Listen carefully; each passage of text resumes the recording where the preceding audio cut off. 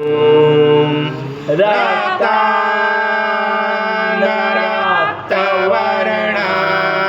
पद्मनेत्र सुहास्यवदन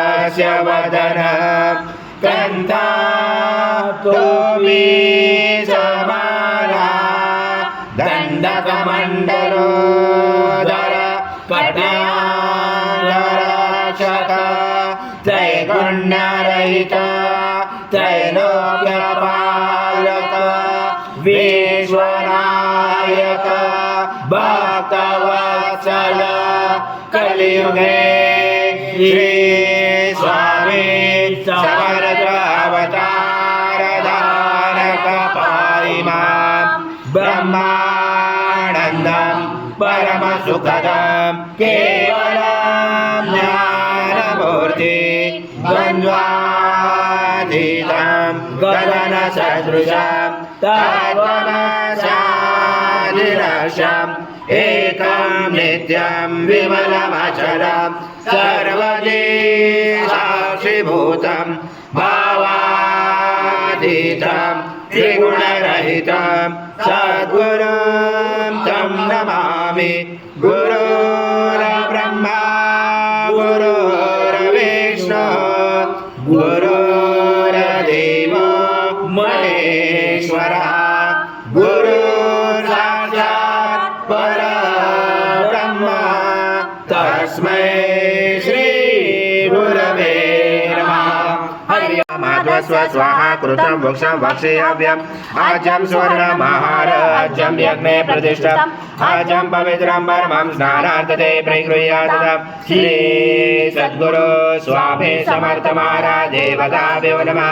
घृतस्नानं समर्पयामि घृतस्नानान्तरेण शुद्धोदकस्नानं समर्पयामि सकलपूजाते सर्वोपचारार्थे गन्धपुष्पं समर्पयामि शेषोपचारार्थे प्रार्थनापूर्वक नमस्कारं करोमि।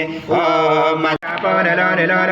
त्वं चत्वारि वाक्पदानि त्वं गुणत्रयातीता त्वं देहत्रयातीता त्वं कालत्रयातीता त्वं मूलाधारस्थितोऽसि नित्यं त्वं शक्तित्रयात्मका त्वं योगिनो ध्यायन्ति नित्यं त्वं ब्रह्मा सं विष्णु सं रुद्र सं इन्द्र सं अग्नि सं वायु सं सूर्य सं चन्द्रमा सं ब्रह्म पूर्वस्वरं गणादिपूर्वमुच्चार गणादि तदनन्तरम् अनुस्वार परतरार्थितं तारेण रुचितम् एकत्वमनुस्वरूपं दकार पूर्वरूपं मकारो मध्यमरूपं अनुस्वार शान्तरूपं बिन्दुरुदरूपं राधसन्धानं सहिता सन्धि शैषा गणेश विद्या गणकरोचन चोद्गायत्री छन्द गणपति दैवदा।